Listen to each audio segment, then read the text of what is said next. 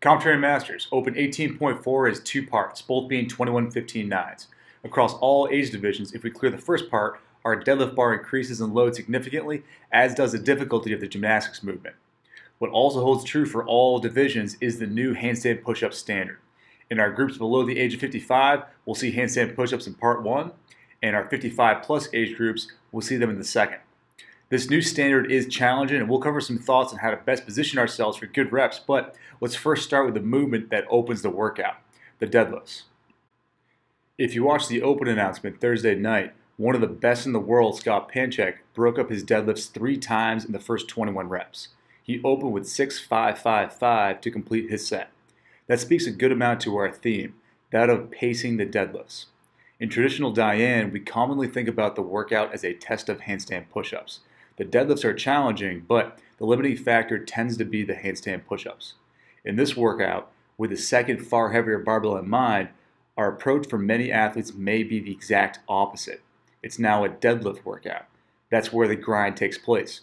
Our individual strategy, of course, varies significantly based on strengths and weaknesses, but the theme is to break up the deadlifts early and often.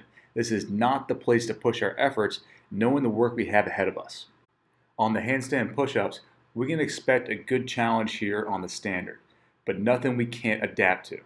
After measuring out our tape line, spend a good amount of time in the warm-up finding the right hand, torso, and foot placement to dial in our repetitions.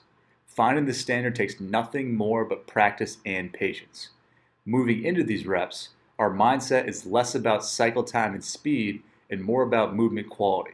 Moving a touch slower on each rep, but being sure to hit the standard is far more beneficial than trying to gain extra seconds here, but losing reps along the way.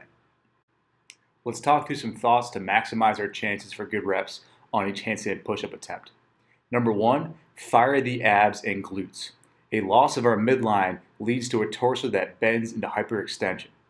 Through our entire body, we're looking to get as long as we can. Squeezing down the ribcage and squeezing the glutes helps to lock in the midline and get as extended as we can. Number 2, bring the feet together at the top and point the toes down. Commonly, athletes' feet will move out to the sides, they'll get wide, which naturally reduces our overall length. At the top of each rep, bring the legs together and then point the toes back towards our shins. We can see the visible difference of where the heels impact the wall when we actively try to point our toes back towards our shins. Number 3, protract the shoulders at the top of each rep. Reaching with a big shrug pushes the torso even higher, and it's commonly forgotten about when we fatigue. Think reach, reach, reach at the top. And lastly, number 4, play with our hand placement. If we're still struggling to meet the standard, our hands may be too wide or we may be too far away from the wall. By taking a slightly more narrow hand placement and by moving closer to the wall, we can add to our elevation. Once we find the ideal hand placement, tape the floor as a reference point on where exactly to place our hands. And if it's a considerable change from what we normally do for handstand push-ups, that's okay, but let's get plenty of reps in our warm-up to make sure we're comfortable before starting. Again, our focus is to avoid any missed reps during 18.4. Cycle time is not nearly as important here as meeting the standard. For our 55 plus divisions, we'll see these handstand push-ups in the second part of the workout at 10 reps per round. In our first 21-15-9, we'll have push presses at 95-65. Recognizing that we want to conserve as much pressing power as possible for the handstand push-ups in the second part, let's call upon our legs to do the work for us for the push press. Pay due diligence towards our dip drive in the movement, maximizing the power generated by our lower half. Breaking these reps into manageable sets here is a wise move to sustain our pressing power through the workout. Specific breakup strategy of course varies, but the theme is to avoid coming close to movement failure so we are feeling strong for the handstand push-ups in part 2. If we clear part 1, we're on to part 2, this time with a heavier deadlift barbell. Approach it with a small set in mind. Purely for example, 7 sets of 3 or even fast singles can be a smart approach for many athletes. We want to avoid a large opening set being reduced to small sets with larger breaks immediately after. It's not going to be the first set that makes the difference. It's going to be how we sustain ourselves in the time remaining. We know that once we slow the deadlift, it can slow dramatically. And if we have minutes to move through the second part, let's pace our efforts well. What's more important here than large or medium sets is the theme of always moving forward. Lastly, our handstand walk. For divisions under the age of 55, we have a 50-foot handstand walk after each set. Here, our shoulders will be fatigued, but the big focus will actually be on our midline.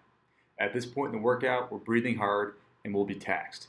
Holding an engaged midline will be significantly more challenging, especially if we aren't actively thinking about it.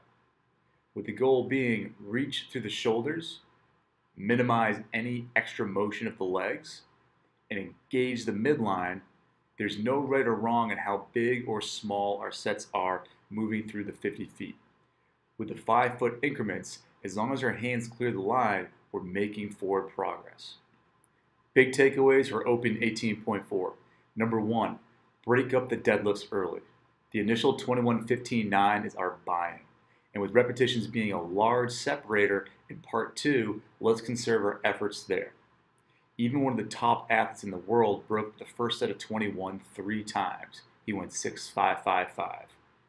Number 2, practice the handstand push-up standard. This new standard deserves respect through many practice attempts. It may very well require us to modify, even if just slightly, our hand positioning. A slightly more narrow placement goes a long way, but it does change the style of our kip. Get plenty of reps in to make sure we feel comfortable before we start the workout.